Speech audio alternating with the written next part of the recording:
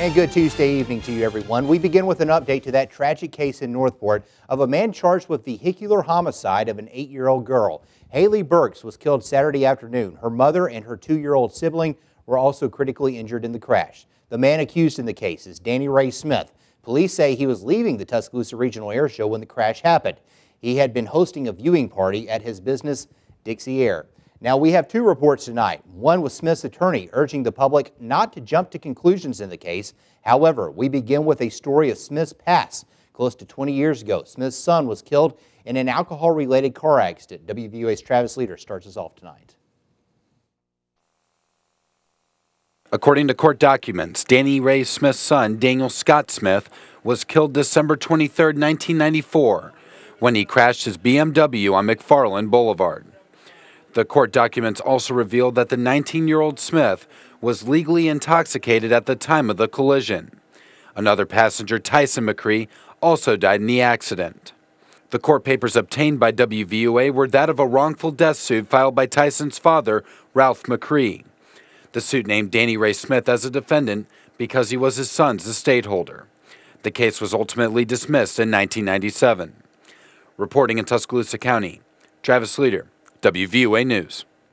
Now, according to District Attorney Tommy Smith, the DA's office is filing a motion to have Danny Ray Smith's passport turned over to the court's office. They are doing so because Smith's occupation, the access to air transportation, as we have stated, he is the owner of Dixie Air Services located at Tuscaloosa Regional Airport. Now, we are also hearing tonight from Smith's attorney, WVUA's Jennifer Edwards, with that side of the story and why Smith's attorneys are urging the public not to pass judgment before trial. Danny Ray Smith is charged with driving under the influence, assault, and leaving the scene of an accident with injuries in the crash Saturday that killed 8-year-old Haley Burks. Tuscaloosa attorney Bob Prince is representing Smith in the case.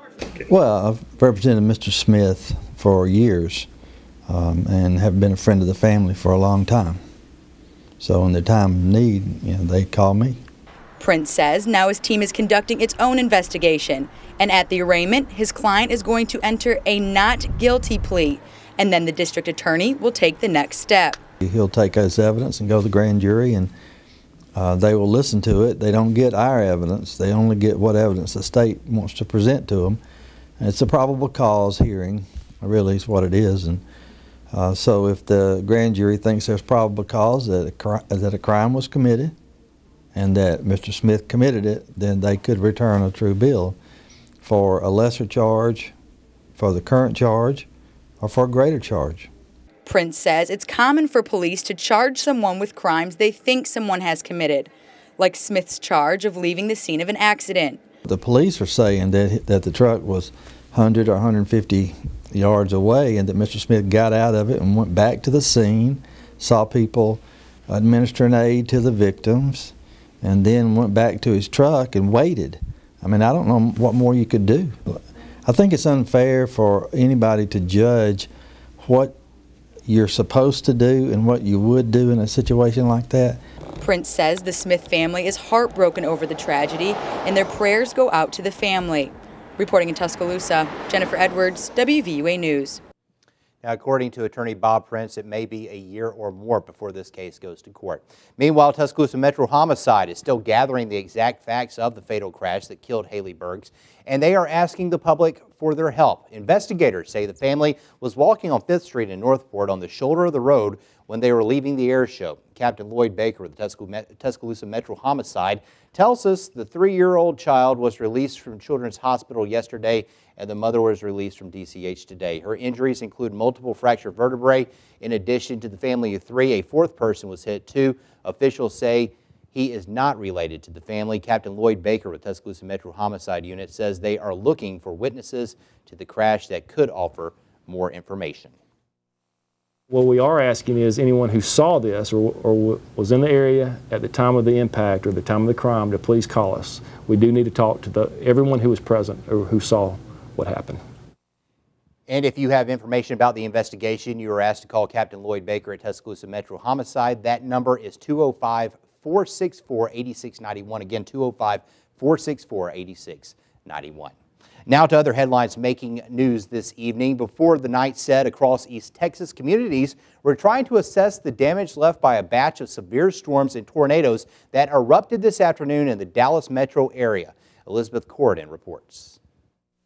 Semi-truck trailers flying through the air. This is the dramatic scene that unfolded across the Dallas-Fort Worth area Tuesday. Storms so powerful, they lifted the monstrous trucks from the ground, tossing them like toys. Power lines snapped like fireworks as an early April afternoon quickly turned dangerous. Funnel clouds started dropping from the sky. You know, to see three at once in one area and two of them touch down at the same time, we were among many people at the gas station there scared for our lives. The National Weather Service and local officials warned everyone in the area to take cover. There's debris flying through the air, so I bolted upstairs. I got the dogs. We all ran into the innermost part of the house, shut the bathroom door, and that's when I heard winds gusting through, window break. As possible tornadoes touched down, flights were grounded at area airports. More than 100 planes at the Dallas-Fort Worth airport sustained hail damage. And that's just the beginning of it. These pictures tell the story that's all too common during springtime. Homes in ruins. Open the door, lay down, it was just a big disaster. Amazing that we're still living. City officials and emergency crews are now assessing just how bad the damage is. In a time like this, we need people to be patient. We need people to cooperate with law enforcement personnel. The mayor of at least one city has already signed a disaster declaration, a clear indication that when the weather settles, the cleanup will only just have started. I'm Elizabeth Corridan reporting. Well, could those storms that tore across Texas today be headed our way? With a first look at Alabama's home team forecast, here's WVUA's Daniel Spartan. Hey, Daniel. Hey, John. Yeah, generally that storm system is headed toward the southeast. But right now, let's talk about the storm reports. 18 reports of tornadoes in northeast Texas and over 100 reports of damage within that area, many of those happening around the afternoon hours today. To see this is the system that is moving its way. It's going to move through northern Louisiana, and it's eventually going to make its way into Mississippi and Alabama. I'll tell you what we can expect over the next couple of days coming up. On your Health Watch tonight, skin cancer is on the rise. A new study shows more young people are being diagnosed with skin cancer each year. Now, according to the Mayo Clinic, women are more likely than men to develop melanoma, which is the most dangerous form of the disease. Experts say cancer rates increased 8-fold among women and 4-fold among men. Researchers suspect indoor tanning beds could be a key factor in the rising rate in young women. Well, the Alabama legislature has given final passage to a bill that allows Alabama prisons to contract with outside industries for inmates to produce products. Now, the Alabama House approved the Senate-passed bill today on a 73-22 vote. Now it goes to the governor for his review. The bill's sponsor, Republican Representative Jim McClendon of Springville, says the money earned by an inmate would go to pay his or her court costs, restitution, and fines. McClendon said the inmate would receive some of the money when released from prison. Opposition to the bill mostly came from members of the Black Caucus, who complained that the inmates would mostly be used for slave labor. Opponents of the bill also complained it was taking jobs away from Alabama residents not in prison.